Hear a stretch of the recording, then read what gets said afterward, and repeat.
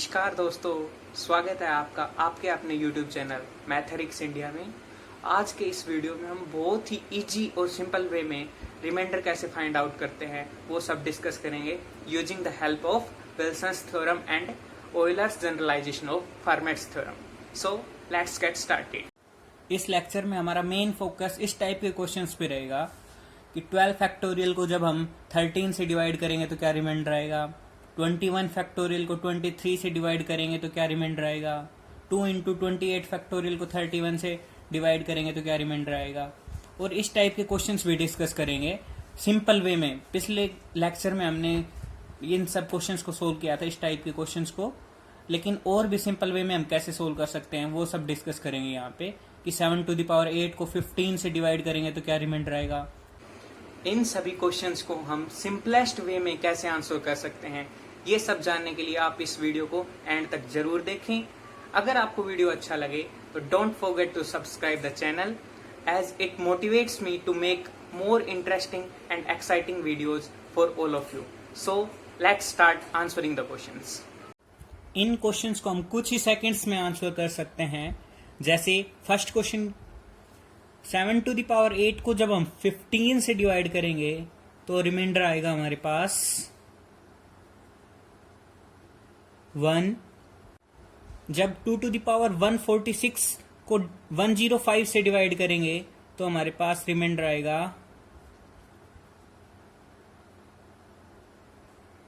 4।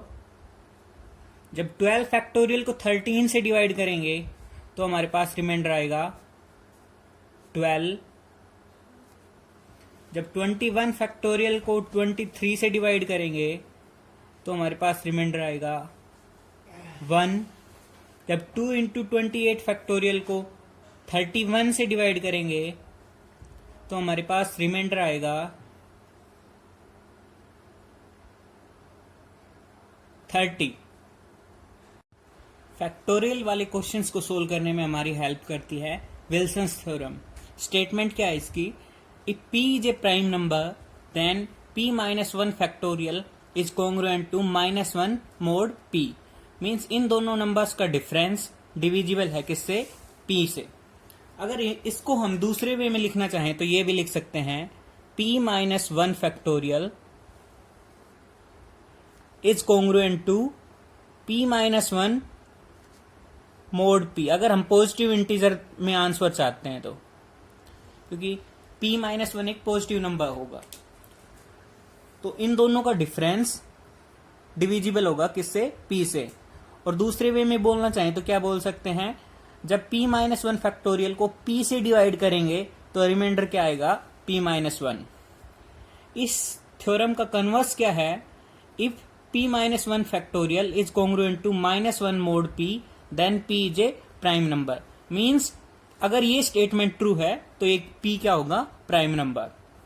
इससे हम एक रिजल्ट और डिड्यूस कर सकते हैं कि p माइनस 1 फैक्टोरियल को हम क्या लिख सकते हैं, p minus 1 into p minus 2 factorial. ये किसके कॉन्ग्रुएंट होगा, p माइनस 1 मोड p। क्योंकि जीसीडी p माइनस 1 का p के साथ क्या है, 1 है, तो हम दोनों साइड से p माइनस 1 को कैंसिल आउट कर सकते हैं। इट मीन्स p माइनस 2 को factorial is congruent to 1 mod p। इसका भी हम यूज कर सकते हैं रिमाइंडर फाइंड आउट करने में। फैक्टोरियल वाले क्वेश्चंस को हम 1 बाय 1 डिस्कस करते हैं। तो हमारा ये क्वेश्चन क्या है, 12 फैक्टोरियल इज डिवाइडेड बाई 13, तो रिमाइंडर क्या आएगा, वो हमने क्या देखा था, 12 आता है। लेकिन वो कैसे आता है, जैसे विल्सन्स थ्योरम से हमारे पास क्या आ जाएगा, यहाँ पे 13 एक प्राइम नंबर है, तो 13 minus 1 12 factorial is congruent to -1 mod 13। लेकिन उसके बाद हमने एक और रिजल्ट उसी से डिड्यूस किया था, क्या था, p minus 1 factorial is congruent to p minus 1 mod p। क्योंकि -1 किसके कॉन्ग्रुएंट होता था, p माइनस 1 के, क्योंकि उन दोनों का डिफरेंस क्या होता था, p, जो कि डिविजिबल है p से। तो यहां पे 12 फैक्टोरियल किसके कॉन्ग्रुएंट आ जाएगा, p minus 1 that is 12 mode 13। It means जब हम 12 फैक्टोरियल को 13 से डिवाइड करेंगे तो रिमाइंडर क्या आएगा? 12। नेक्स्ट क्वेश्चन क्या है, जब हम 21 फैक्टोरियल को 23 से डिवाइड करते हैं तो रिमाइंडर हमारा क्या आता है? 1। वो कैसे आता है? विल्सन्स थ्योरम से हमने क्या डिड्यूस किया था? एक और रिजल्ट डिड्यूस किया था, p-2 factorial is congruent to 1 mod p। तो यहाँ पे p-2 क्या हो जाएगा? p 23 है, प्राइम नंबर है, तो p-2 21 factorial is congruent to 1 mod 23। It means जब 21 फैक्टोरियल को 23 से डिवाइड करेंगे तो क्या रिमाइंडर आएगा? 1। ऐसे नेक्स्ट क्वेश्चन क्या है, जब 2 इंटू 28 फैक्टोरियल को 31 से डिवाइड करते हैं तो हमारा रिमाइंडर क्या आता था? 30। वो कैसे आएगा? उसी रिजल्ट को हम पहले यूज करेंगे कि p-2 factorial is congruent to 1 mod p। तो p-2 क्या हो जाएगा? 31 - 2 that is 29। 29 factorial is congruent to 1 mod 31। अब 29 फैक्टोरियल को हम क्या लिख सकते हैं? 29 into 28 factorial that is congruent to 1 mod 31। लेकिन 29 को हम क्या लिख सकते हैं? -2, क्योंकि 29 किसके कॉन्ग्रुएंट है? -2 mod 31। -2 into 28 factorial congruent to 1 mod 31। ऐसा हम क्यों लिख पा रहे हैं? क्योंकि हमारे पास -2 किसके कॉन्ग्रुएंट होता है? 29 mod 31। Because 29 is congruent to -2 mod 31। क्योंकि इन दोनों का डिफरेंस क्या होगा? 31 जो कि क्या 31 से डिविजिबल है। अब इस रिजल्ट में हम दोनों साइड -1 मल्टीप्लाई कर सकते हैं, तो लेफ्ट हैंड साइड क्या हो जाएगा? 2 इंटू 28 फैक्टोरियल और राइट हैंड साइड में -1 मोड 31। लेकिन -1 किसके कॉन्ग्रुएंट आता है? 30 मोड 31। क्योंकि इन दोनों का डिफरेंस क्या है? 30 और -1 का डिफरेंस क्या है? 31 जो कि डिविजिबल है 31 से। इट मीन्स 2 इंटू 28 फैक्टोरियल को जब हम 31 से डिवाइड करेंगे तो क्या रिमाइंडर आएगा? 30। एक जनरल रिजल्ट देखते हैं विल्सन्स थ्योरम पे बेस्ड, जिससे अगर हमें ये रिजल्ट पता है तो हमारा वो 5th क्वेश्चन बिल्कुल इजी हो जाता है। If p is prime so that 2 into p-3 factorial plus 1 is a multiple of p। Means अगर p कोई भी प्राइम नंबर गिवन है तो ये जो नंबर है वो मल्टीपल होगा p का, और दूसरे वे में बोल सकते हैं ये नंबर p से डिविजिबल होगा। तो अगर हम 5th क्वेश्चन देखें इस पे बेस्ड, तो अगर p को हम 31 पुट कर दें यहाँ पे, तो 2 into 31 - 3 is 28। 28 factorial plus 1 is a multiple of p। Means 2 into 28 factorial plus 1 is congruent to 0 mod 31। क्योंकि मल्टीपल है तो 31 से डिवाइड करेंगे तो रिमाइंडर 0 आएगा हमारे पास। तो इसको हम ऐसे लिख सकते हैं। यहाँ पे हम दोनों साइड -1 ऐड कर सकते हैं, तो लेफ्ट हैंड साइड क्या हो जाएगा? 2 इंटू 28 फैक्टोरियल और right hand side is -1 mod 31। और -1 किसके कॉन्ग्रुएंट होता है? -1 मोड 31 किसके कॉन्ग्रुएंट होगा? 30 मोड 31। क्योंकि इन दोनों का डिफरेंस क्या है? 30 और -1 का डिफरेंस क्या होगा? 31 जो कि डिविजिबल है 31 से। तो ये दोनों आपस में कॉन्ग्रुएंट हैं मोड 31। तो यहां से हम क्या बोल सकते हैं? 2 इंटू 28 फैक्टोरियल को जब हम 31 से डिवाइड करेंगे तो 30 रिमाइंडर आएगा। आसान है ना? हमारा 5th क्वेश्चन इससे बिल्कुल आसान हो जाता है। अब हम इसको प्रूव कर लेते हैं इस रिजल्ट को। बाय विल्सन्स थ्योरम हमें क्या पता है? p-1 factorial is congruent to -1 mod p। हम p-1 फैक्टोरियल को क्या लिख सकते हैं? p-1 into p-2 into p-3 factorial is congruent to -1 mod p। क्योंकि हमें p-3 फैक्टोरियल का मल्टीपल चाहिए 2, तो इसको हमने ऐसे मल्टीप्लाई करके लिख लिया। तो यहाँ पे इन दोनों को अगर हम मल्टीप्लाई करते हैं तो क्या आता है? p² - 3p + 2 into p-3 factorial is congruent to -1 mod p। अब यहां से पी स्क्वेयर माइनस 3p को हम p माइनस 3 फैक्टोरियल से मल्टीप्लाई कर सकते हैं, plus 2 into p minus 3 factorial multiply कर सकते हैं। इन दोनों टर्म्स को हम सेपरेटली p माइनस 3 से मल्टीप्लाई कर सकते हैं। तो इनको मल्टीप्लाई करने के बाद फर्स्ट टर्म क्या होगी, p square minus 3p into p minus 3 factorial plus 2 into p minus 3 factorial is congruent to minus 1 mod p। अब p स्क्वेयर माइनस 3p को क्या लिख सकते हैं, p into p minus 3, p common ले सकते हैं इससे, p into p minus 3 into p minus 3 factorial plus 2 into p minus 3 factorial is congruent to minus 1 mod p। अब हमें पता है कि ये किसका मल्टीपल हो गया, p का मल्टीपल हो गया, तो p into p minus 3 into p minus 3 factorial किसके कॉन्ग्रुएंट हो जाएगा, 0 मोड p, क्योंकि इस नंबर को हम p से डिवाइड करेंगे तो 0 ही रिमाइंडर आता है। तो इसको ये वाली टर्म 0 के कॉन्ग्रुएंट हो गई, ये 2 into p minus 3 factorial is congruent to minus 1 mod p बच गया हमारे पास। अब यहां से हम क्या बोल सकते हैं, 2 into p minus 3 factorial minus of minus 1 means इन दोनों का डिफरेंस, ये हो गया हमारे पास, डिविजिबल होगा किससे, p से। अगर ये नंबर p से डिविजिबल है, it means it is a multiple of p। Euler's generalisation of Fermat's theorem क्या है, let a be any integer and m be a positive integer, if gcd of a comma m equals 1 then a to the power phi m is congruent to 1 mod m। Means a और m का अगर gcd 1 है, highest common factor a और m का क्या है, 1 है, तो हमारे पास ये रिजल्ट ट्रू है, a to the power phi m is congruent to 1 mod m। अब बात आती है phi m क्या है, phi m को ऑयलर phi फंक्शन से हम फाइंड आउट कर सकते हैं। जैसे m को हम क्या लिख सकते हैं, by fundamental theorem of arithmetic product of powers of primes लिख सकते हैं, m equals p1 to the power a1 p to the power a2 so on pr to the power ar। ऐसे हम लिख सकते हैं किसी भी नेचुरल नंबर ग्रेटर देन 1 को। तो यहां से phi ऑफ m किसके इक्वल होता है,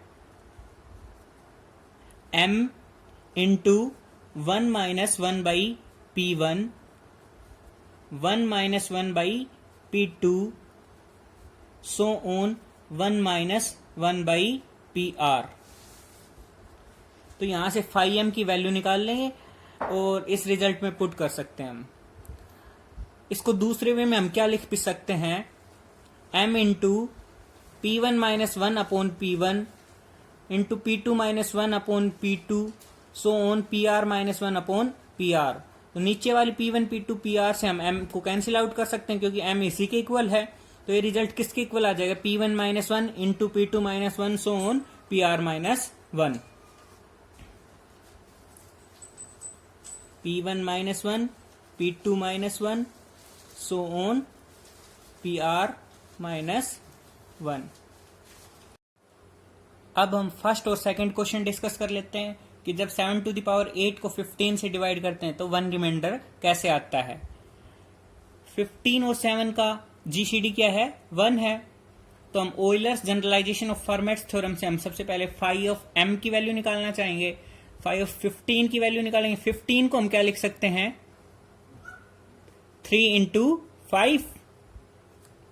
तो यहां से phi ऑफ 15 किसके इक्वल हो जाएगा,